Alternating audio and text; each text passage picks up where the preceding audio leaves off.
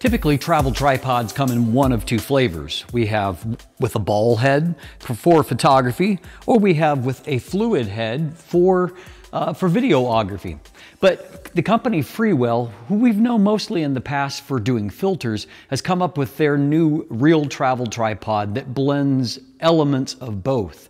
Imagine having both a ball head and a fluid head. Well, that's exactly what they've done in this tiny, lightweight travel tripod. Freewell's new take on the compact travel tripod is, as you can see, extremely compact and extremely lightweight. In fact, this is the lightest of any of the travel tripods that I've tested to this point. This weighs less than 1 kilo, about 900 grams, under 2 pounds in weight. And so it truly feels extremely lightweight, not toy-like, but very, very lightweight in the hand. Now, as pointed out in our intro, we have a combination of having both a fluid head along with having a ball head with separate tension knobs for both of those things.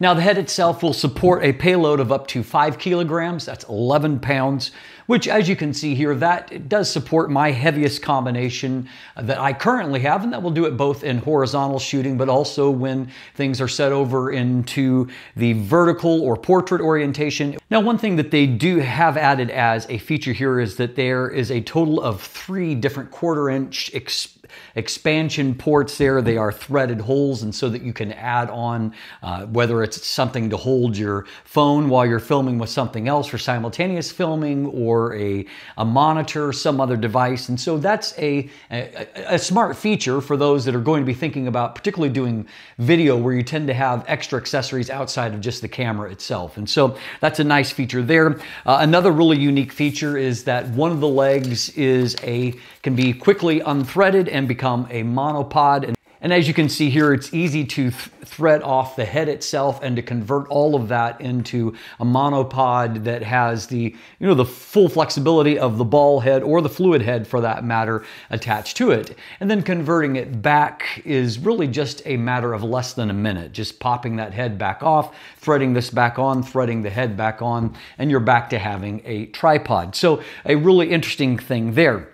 Another interesting feature here is that the included quick release plate does have fold out flaps and can be used as a holder for your phone if you want to film with that. And it has an Arc of Swiss design on the bottom that'll allow it to go right onto the actual head of the tripod, and you can screw that down, and voila, you've got the ability to film with your phone. If you maybe you forgot to bring your camera along, or maybe filming or shooting video via your phone is something you use to augment your photos, well, you have the ability to do that quickly as well. Now, obviously, this is a carbon fiber tripod, which means that the legs themselves, not the center column, but the legs are made out of carbon fiber. The design of this is maybe the fastest of the quick releases that I've seen, in that there is a rotation you can do at the bottom, and you can just that quickly can extend it out or lock it back in. Now, obviously, you don't want to always have to be adjusting from the bottom. And so the thing also designed is you can grab the section you want to adjust, and you can make adjustments at any point here and then just rotate there. So going left will allow you to loosen it, going right will allow you to lock it into place. And that allows you to set, from any of these, you can set your actual desired height. And so it gives you some flexibility for how you approach that. The quickest way to retract everything is still doing it from the very back, where you can very quickly do that and get them all out, deploy or retract very, very quickly. It's a useful design. I hope that it holds up well over the long term, but so far so good, seems to be fine. The center column itself is easily removable if you so desire, so you can pop that right out, and by taking off this threaded portion here at the bottom.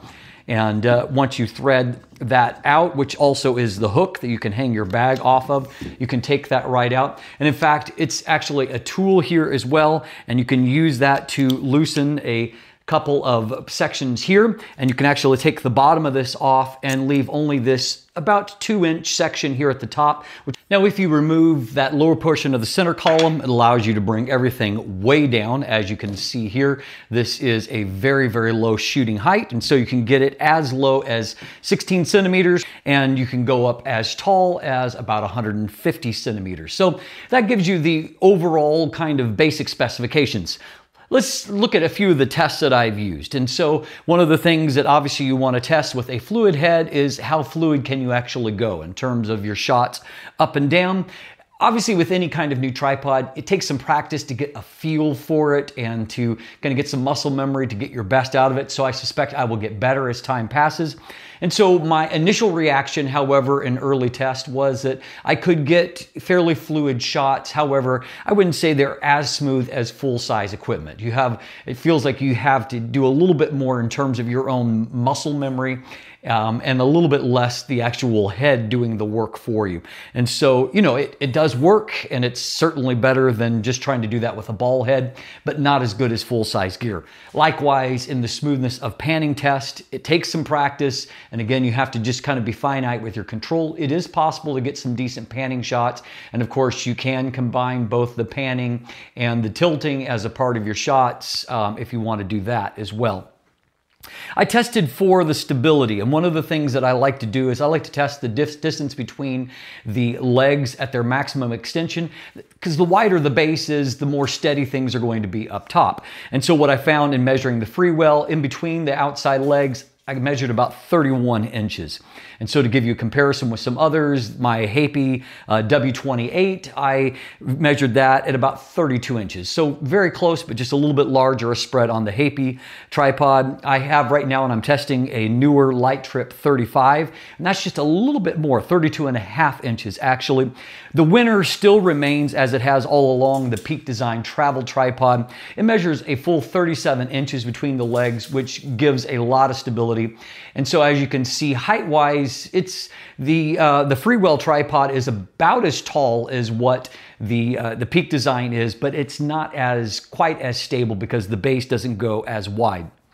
Now, I did travel with this. I did a photography weekend, and I found that it was lightweight enough to not, you know, add any kind of serious consideration to weight. I mean, this thing is extremely lightweight, and if you remove that, you want to travel even lighter, you don't need the center column, you take that off, it shaves off a few more grams. This is, as I said, the most lightweight that I've used of any of them.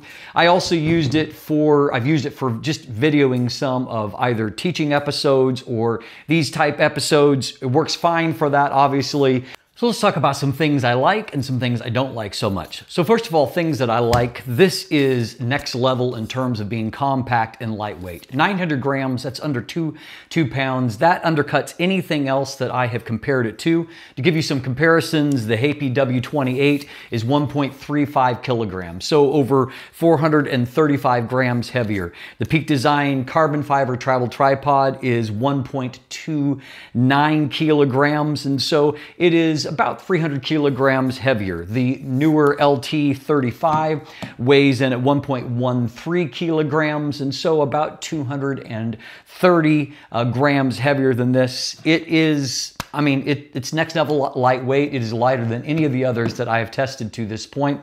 It also is short enough. It's right under 43 centimeters or 16.85 inches. So it's short enough that I can actually store it inside my camera bag that I'm currently using. I always like that. You know, in some situations, if I don't have as much outside or gear that I need to pack inside, being able to throw a lightweight travel tripod in there is very interesting without adding any bulk on the outside. But if I need to carry it on the outside, it is definitely still light enough or short enough to where it's not really sticking up above my camera bag, whether I'm doing it in its own protective travel bag or the actual tripod itself. It fits very, very naturally there. So again, I appreciate that. It's, you know, kind of no fuss, no muss. And so I really like that. Overall, to give you an idea, so if this is about right under 17 inches, the Heipi travel tripod is 17.7 inches. The newer is 19.3 inches, so it's the longest. The winner is still the Peak Design carbon fiber tripod. It's 15.4 inches, and but that's largely also because there are some limitations to the head design. Makes it extremely lightweight, or compact, I should say, when you have it all retracted, but you have to actually extend that up to even use it. As noted, you can either expand or retract these legs really, really quickly. And so I do appreciate that design. It can be very useful if you're wanting to get set up in a hurry. The fact that you have the ability to get both the fluid aspect for video, and then also the ball head for photo means that this really is a hybrid tripod that really is a nice match for the hybrid nature of many modern mirrorless cameras. So I appreciate that. I also appreciate the fact that unlike, for example, I'm filming right now on another video travel tripod from Ulanzi, and what I find is that I actually need to remove the arm for the fluid head to actually store it in its pouch. That's not the case with the Freewell here. Everything fits right down into the bag without any kind of issue. And so I can store it that way. I don't have to actually remove that arm. So I do appreciate that. It's just one of those little features that makes life easier because you can quickly store it or remove it without any kind of breakdown. Obviously, having that innovative design in the quick release plate where you can have a backup if you need something to hold your phone, that is appreciated. Just another kind of innovative design. Also, the ability to quickly convert into that monopod and to have, a built-in monopod as a part of that is also attractive. You could pull that monopod off, and very obviously you could throw that into a small camera bag, not taking up a whole lot of space, and obviously that would be very, very valuable. And of course, the other option there is the fact that even if you didn't want to use the head and you just wanted to go very basic, you probably could just use a little conversion here and go to the threading for going just right into the bottom of your camera itself. If all you're wanting is just that quick ability to get some stability, that's going to be a very handy thing there as well. Lots of things that I like. How about some things that I don't like? Having both the fluid and the ball head means that there are a lot of different adjustment controls going on here. Even your tension knob for your quick release plate, which you tighten here, it also has a secondary control here that you can tighten up or loosen to allow you to rotate it in that vertical filming or shooting mode. And so then also having, the control here for the fluid head, having a ball head control here, and then having another control down here to allow for your panning technique. It means that there are a lot of different adjustments, and sometimes depending on them, they can interfere a little bit with each other, be in the way. Now, all of them that are just a tension knob like this, they have the ability to pull it out and to put it into a new position, allows everything to work, in a compact space. But I do find it can get a little bit fidgety in there. I also find that sometimes when I think I've locked everything down, there's another adjustment knob elsewhere that's a little bit loose and things will start to sag. So I have to come back and make sure that all of these different adjustments are tightened up. So I don't love that. I also find that while I love the quick nature of this, it also to me is just a little bit more fidgety if I'm trying to control a specific section. Now typically where you have a lock on each one of these sections individually, say I could target this section right here and make an adjustment there.